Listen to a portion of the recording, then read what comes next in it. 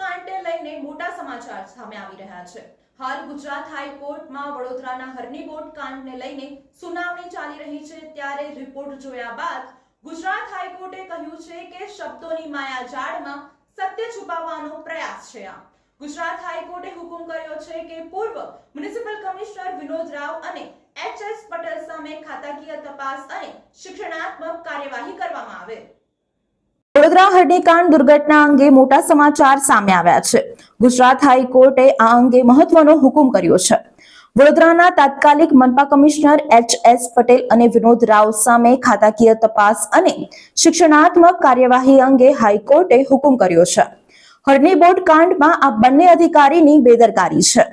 થોડા દિવસ પહેલા ગુજરાત હાઈકોર્ટમાં વડોદરાના હરની લેક ઝોન દુર્ઘટનાના કેસની પિટિશન અંગે ચાલી રહેલી સુનાવણી દરમિયાન રાજ્ય સરકારના શહેરી વિકાસ વિભાગના પ્રિન્સિપલ સેક્રેટરીનો રિપોર્ટ રજૂ કર્યો હતો।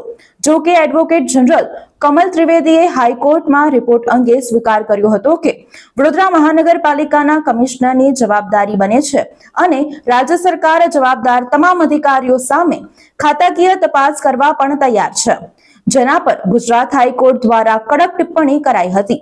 આ રજૂ થયેલો રિપોર્ટ સંતોષકારક નથી। કમિટી દ્વારા રજૂ કરાયેલો રિપોર્ટ શબ્દોની માયાજાળમાં સત્યને છુપાવવા માંગતો હોવાનું અવલોકન કર્યું હતું। આ સાથે જ કોર્ટે ટકોર કરી હતી કે જવાબદાર પદ પર બેઠેલા લોકો પોતાનું કામ યોગ્ય રીતે કરે નહીં એ ચલાવી શકાય નહીં। સુનાવણી દરમિયાન એડવોકેટ જનરલે કોર્ટની માફી માંગી અને આશ્વાસન આપ્યું હતું કે આ પ્રકારની દુર્ઘટનામાં સરકાર કોઈને છોડવા માંગતી નથી। જ્યાં બોટિંગ દરમિયાન ક્ષમતા કરતા વધુ લોકોને બેસાડતા બોટનું બેલેન્સ બગડ્યું હતું, જેના પગલે બોટ પલટી જતા બાળકો તળાવમાં ડૂબ્યા હતા। સેફટીની એસી તેસી કરીને બોટમાં ઠાંસીને લોકોને ભરી સેફટી વિના બોટ રાઇડ કરાવતી હોવાનો ખુલાસો થયો હતો, જે મામલે સમગ્ર ગુજરાતમાં ઘેરા પ્રત્યાઘાત પણ પડ્યા હતા। તેમજ બીજી તરફ વડોદરા મહાનગરપાલિકા દ્વારા બોટ દુર્ઘટનામાં જવાબદાર અધિકારીઓ સામે પણ કાયદેસરની કાર્યવાહી હાથ ધરવામાં આવી હતી। હરણી બોટના જે પીડિત પરિવારો છે, સરકાર પાસે ન્યાયની અપેક્ષા રાખી રહ્યા હતા। કોઈ ચમરબંધીને છોડવામાં નહીં આવે એવી મોટી મોટી વાતો થઈ। રાહુલજી આવ્યા, પીડિતોને મળ્યા, આજે હાઈકોર્ટનો ચુકાદો આવ્યો। ચુકાદામાં સ્પષ્ટ કહ્યું છે કે તત્કાલીન મ્યુનિસિપલ કમિશનર એચ.એસ. પટેલ અને ડૉક્ટર વિનોદ રાવ આ માટે જવાબદાર છે। જે રીતના બિન અનુભવી ઇજારદારને કોન્ટ્રાક્ટના તમામ ક્લોઝ વાયોલેટ કરીને, ટેન્ડરમાં ક્લોઝને વેરિએશન્સ કરીને જે રીતના કામ આપવામાં આવ્યું છે, આમાં ભ્રષ્ટાચાર ભરપૂર થયો છે। કોર્પોરેશનને કરોડોનું નુકસાન કરાવ્યું, ઇજારદારને ફાયદો કરાયો। ચોક્કસ આની પાછળ કોઈ મોટા રાજકીય માથાઓ ઇન્વોલ્વ હોય, જેમના સૂચના અનુસાર આ કાર્યવાહી કરવામાં આવી હોય। ફક્ત મ્યુનિસિપલ કમિશનર શ્રી જાતે કરે, અમે તો દરેક પગલે આ બાબતે ધ્યાન દોરેલું છે।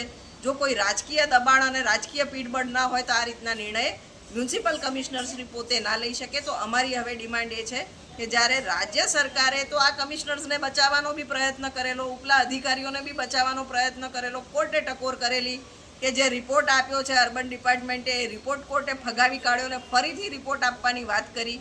આ તમામ વચ્ચે સ્પષ્ટ થાય છે કે રાજ્ય સરકાર આમાં કોઈને બચાવવાનો પ્રયત્ન કરી રહ્યા છે।